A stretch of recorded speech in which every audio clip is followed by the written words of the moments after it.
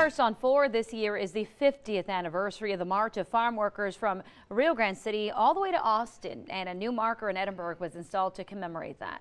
CBS 4's Freddie Vela was at the event and spoke with two people who were at the first march back in 1966.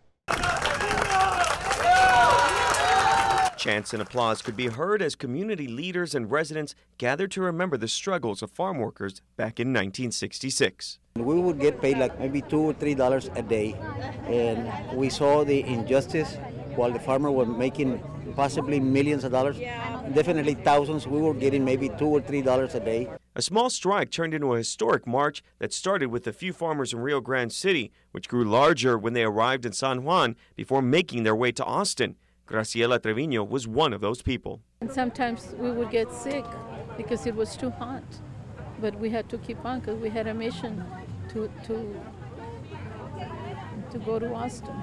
Today, leaders past and present honored the farmers by unveiling a marker in front of the Hidalgo County Courthouse, funded by the Hidalgo County Historical Commission. They really kicked off the Chicano revolution that we had in Texas and across the country by what they did. And people saw them and the courage that they had to fight all the powers that be, because everybody was against them.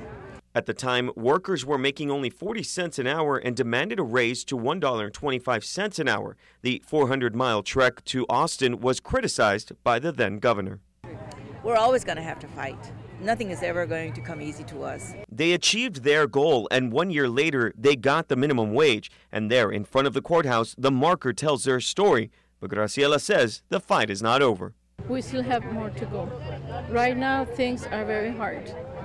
Today, on what would have been Cesar Chavez's birthday, Flores says change comes from people. Don't expect that some big leader is going to change things for us. We have to do it from the bottom up.